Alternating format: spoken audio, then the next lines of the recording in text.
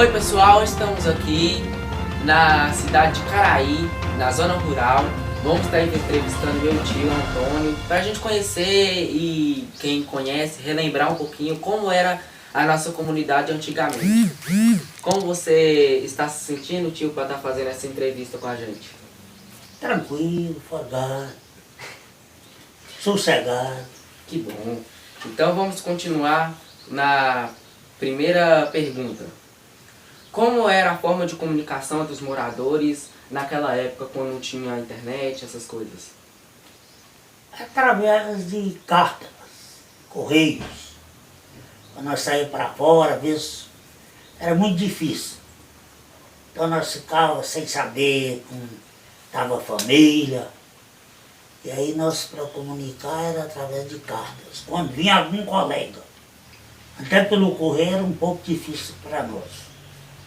A nossa comunicação era essa. Aí em Caraí já tinha um correio naquela época já? Já tinha correio, era levado no lombo dos animais, daqui para Açaí, e era cavalo daqui para Açaí. Não cheguei a alcançar bem esse tempo, não. É meus pais que contavam isso aí. Quando eu alcancei Caraí, já tinha o correio aí.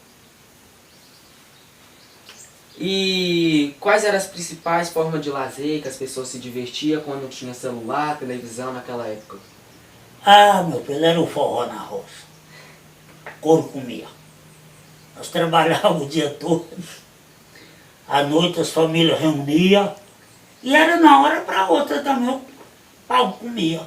Vamos fazer um forró? É, juntava as famílias ali, ó, aquela coisa sadia, gostosa e nós sambava a noite toda e de manhã ia para o serviço, trabalhava o dia todo. Eu com idade de 8 anos já bati enxada, trabalhando. E já dançava também. Olha. Era espertinho. Como era as iluminação nas ruas, na cidade, nas casas quando não tinha energia? Lá no Caraí eu conhecia uma motor tocada, um gerador tocada água. Aquela época do Caraí. E aqui, na zona rural, não tinha. Nossa iluminação que era querosene. Tinha um tal que nós fazíamos rolo de cera, cerar uma fita, uma cera de abelha. E aí à noite, rapaz, chegava o fogo naquilo. E a casa ficava aquele perfume, um negócio gostoso. Sabe o que é cheio? Perfumava a casa toda. E aquilo também servia para iluminar ali nos forró, a noite toda. Era o rolo de cera, acabava um, outro rolo. Acabava um, outro. E ali passava a noite toda. E punha um assim, outro assim, fumaça levantando e perfumando a casa. A luz era essa, quando era querosene. Tinha vezes que as coisas eram tão difíceis. O dia amanhecia assim, às vezes não tinha fogo na fornalha. Na fornalha não tinha fogo. O pai mandava ir no vizinho buscar fogo para acender. Não tinha nem fósforo. Aí eu ia lá buscar o fogo. O vizinho põe uma brasa dentro, nós chamava bidó de pano. Fazia um rolo de pano assim, ó. Colocava uma brasa e aí eu vinha correndo com aquilo. E pegava fogo e o vento vinha soprando. Aquilo queimava no caminho, eu voltava. Aí. Pai, o fogo acabou no caminho. Pai, fazia outro, vai lá buscar, fazia outro maior aí. E quanto mais eu corria, rapaz, aquilo pegava fogo. Mas o vento. Eu vinha aqui, ó, e o vento soprando. Era bom demais, gostoso demais. O senhor tem saudade dessa época? E muita. Muita saudade. A vida era outra, gostosa. Boa demais. A gente trabalhava, mas tinha saúde. Ninguém sentia nada. Feliz, alegre. Eu fui crescendo assim. Dessa maneira, trabalhando. Com idade de 14 anos. Eu já fazia lavoura para mim. Era bom demais. E quais eram os principais transportes que eles usavam naquela época para ir para a cidade, para locomover aqui no interior mesmo? Como é que eles faziam? Transporte animal. Era cavalo na capunda do pau do jeco, do cavalo. Hoje em dia acabou, né? Acabou tudo. É, ali de Caraí tinha um curral do Conselho. No sábado enchia de animais lá. Ó. Guardava os animais lá, a pessoa pagava uma taxazinha, era da prefeitura.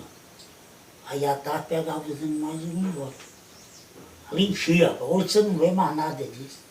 Até para vaquejar uma vaca hoje tem que ser no lombo da moto. Mas os antigos falavam que apareciam uns cavalos de fogo. Ia carregar 2 pessoas, e aí, tá aí. É. Os antigos profetizavam sem saber, que estava profetizando. O transporte era esse aí.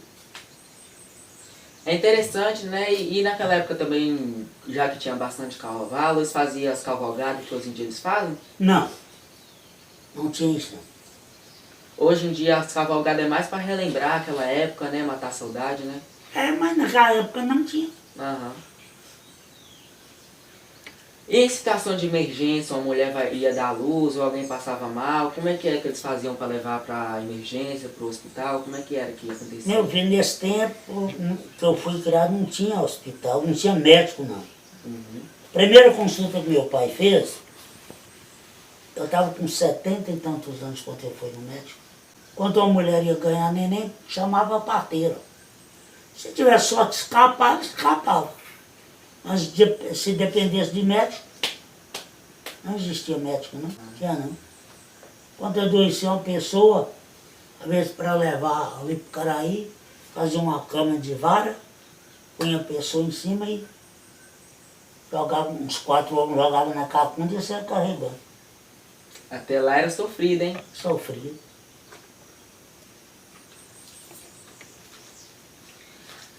E como é que eles faziam as festas? O senhor já comentou da festa do forró, mas e as festas religiosas? Como é que eles faziam? Embaixo de árvores? Como é que era? É sempre que nas roças era debaixo de umas árvores. Aqui mesmo, tinha uns pés de papo, ali, ó. Juntava muita gente, mas tinha um salão também. Quando o padre vinha aí, vinha a cavalo. Não tinha estrada não. Parou no carro, não tinha rodagem, já vinha a cavalo. Aí celebrava a missa aí. Interessante, né? Conhecer como é que era antes, né? Verdade. E as profissões que as pessoas tinham aqui no interior e na cidade, como é que eram as profissões? Mudou bastante, né? Profissão? Profissão mais era enxada, machado, foice.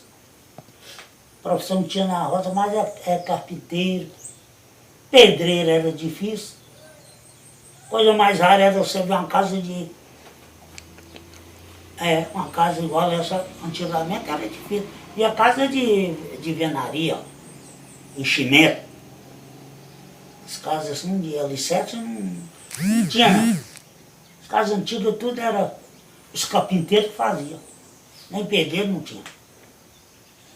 É, mudou bastante, né? E como era a rotina dos jovens para eles ir para a escola? Como é que era? Era difícil? Como é que eles faziam? Eles iam de cavalo? Como é que era? Ia de pé. A escola não era... Na época que eu estudei, era bem longe. Eu subia uma serra assim para virar para outra, levantava bem cedo. Aí eu ia de pé, passava dentro de umas matas. Eu estudava 3 semanas no mês e trabalhava a outra para pagar as 3 semanas. Mas estudei pouco também. Tinha aulas no ano. Estudei muito pouco. Aí era muito difícil. Aí eu peguei a caneta, que chama enxada, aí eu fui trabalhar na enxada. Com 13 anos para 14, eu plantei 50 quilos de alho. Com 600 quilos. Deu 300 quilos para mim, 300 para o patrão. Rapaz, quando eu vendi esses de 300 quilos de alho, eu peguei num pacote assim, moço, eu não dormi de noite.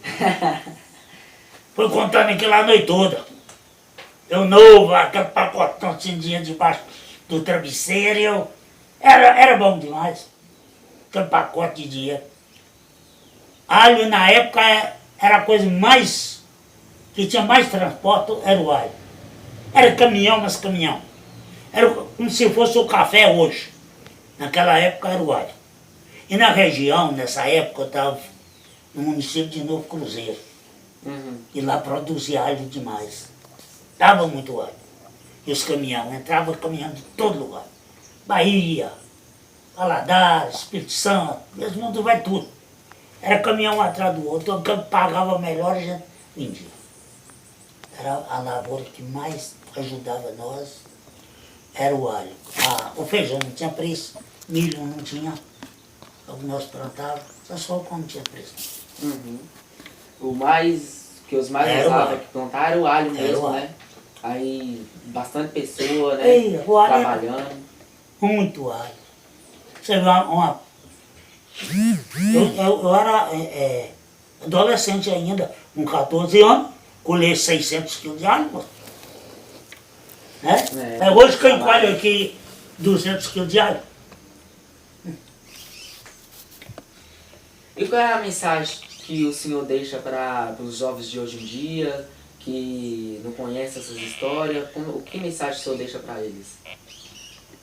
Meu filho, é para eles dar valor ao que eles têm hoje. Porque se eles verem como nós passou e hoje como está, eles têm que dar valor demais. Antigamente nós trabalhávamos a dia, por exemplo, para estudar, né? Hoje o aluno ganha dinheiro para ir para a escola. E às vezes muitos nem querem. Né? Então o conselho que eu dou para eles é isso. Dá valor no que eles têm. Dá valor a aprender a respeitar os professores, tratar como se fosse uma mãe. Isso é muito importante. Né? Isso é bom demais. É isso que é o meu conselho para eles. Então, pessoal, agora a gente encerra essa entrevista com o meu tio Antônio. Vai ter outras entrevistas, se Deus quiser, vamos ter várias entrevistas com outras pessoas. E fica com Deus, até a próxima.